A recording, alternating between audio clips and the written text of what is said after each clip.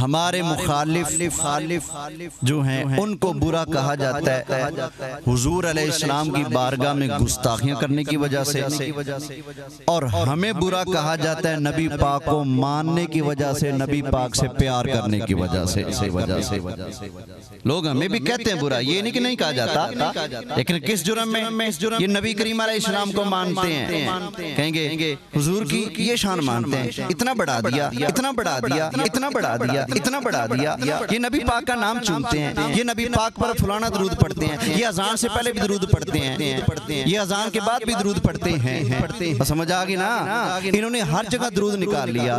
ربیع الاول کا مہینہ آتا ہے، یہ میلاد سجا لیتے ہیں۔ ربیع الثانی میں ہم نے سوچا جان چھوٹ گئی، یہ پھر میلاد کی محفل سجا لیتے ہیں۔ ان کے میلاد ختم ہونے کے نام نہیں لیتے، انہوں نے جلوس نکال لیا، انہوں نے جھنڈے اٹھا لیے، انہوں نے نبی کا نام چومنا شروع کر دیا، انہوں نے یا رسول اللہ کہنا شروع کر دیا، انہوں نے میلاد منانا شروع کر دیا، انہوں نے ختم شریف، یاسین شریف، فاتحہ شریف پڑھ کر نبی کریم علیہ السلام کو، سرکار کے صحابہ کو، اہل بیت کو پیش کرنا شروع کر دیا۔ بھائی اعتراض ہمارے اوپر بھی ہوتا ہے، لیکن اللہ کا شکر ہے کوئی مائی کا لال یہ نہیں کہتا کہ یہ بریلوی گستاخی رسول ہیں، یہ بریلوی نبی کریم علیہ السلام کی بے ادبی کرتے ہیں، یہ توہین کرتے ہیں، یہ گستاخی کرتے ہیں، یہ بے ادبی کرتے ہیں۔ جب بھی کوئی بولتا ہے تو یہی کہتا ہے بریلوی نبی پاک کو زیادہ مانتے ہیں، زیادہ پیار کرتے ہیں، نبی پاک اونچا لے جاتے ہیں، جو سرکار کی شان ہے نہیں وہ بھی بنا کر سنانا شروع کر دیتے ہیں۔ یہ اور بات ہے، یار لوگ سمجھتے ہیں سرکار کی شان ناپی جا سکتی ہے، گنی جا سکتی ہے، سرکار کی کوئی ہمیں حد اور لیمٹ معلوم ہے، لیکن ہم کہتے ہیں سرکار کو اللہ نے شان نے رتبے، درجے، مرتبے اتنے عطا فرمائے ہیں، ہم گننا شروع کریں،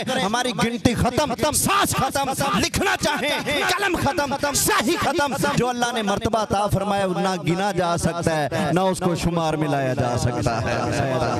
تو ہمارے اوپر اعتراض ہے، یہ نہیں کہ اعتراض نہیں کیا جاتا، اعتراض کیا؟ یہ نبی کو مشکل کشا مانتے ہیں، یہ نبی کو حاضر ناظر مانتے ہیں، یہ نبی کو اپنے جیسا نہیں مانتے، بلکہ نبی پاک کو نور مانتے ہیں، نبی پاک علیہ السلام کو خیر البشر مانتے ہیں۔ یہ کہتے ہیں نبی آ سکتا ہے، یہ کہتے ہیں نبی سن سکتا ہے، یہ کہتے ہیں نبی دیکھ سکتا ہے۔ اللہ کے بندو، ایک بندہ گستاخی کرتا ہے اس وجہ سے اس پر اعتراض ہوتا ہے، ایک بندہ ادب کرتا ہے اس وجہ سے اعتراض ہوتا ہے۔ تو اتنا بتا دو ان میں سے قسمت والا کون ہے؟ اعتراض سچا یا جھوٹا وہ بات کی بات، یار اتنا بتاؤ ان میں سے قسمت والا کون معلوم ہوتا ہے؟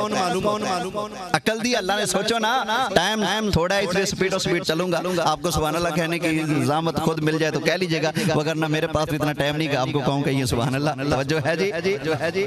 اچھا خیر، یہ ان پر ہم اعتراض کرتے ہیں ان کی عبارتوں کی وجہ سے، ان کی بولی کی وجہ سے، ان کی بے ادبیوں کی وجہ سے، اور ان کی بے ادبیاں، توہین اور گستاخیاں چھپی نہیں چھپی ہیں۔ سمجھ آ گیا؟ چھپے نہیں، اعلانیہ گستاخیاں کرتے ہیں، ممبر پر چڑھ کر توہین کرتے ہیں، سپیکر کھول کر توہین کرتے ہیں، کتابوں میں لکھتے ہیں توہین کرتے ہیں، اور کبھی یہ اتنے بد لگام اور بد زبان ہوتے ہیں، اللہ کی محبوب علیہ السلام کو گالی تک دینے سے بھی باز نہیں آتے۔ دعا فرمائے اللہ تعالیٰ ایسے بے حیاؤں سے ہمارے معاشرے کو پاک صاف فرمائے۔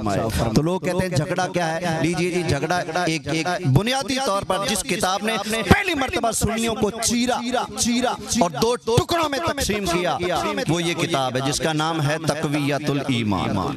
کیا نام ہے جی؟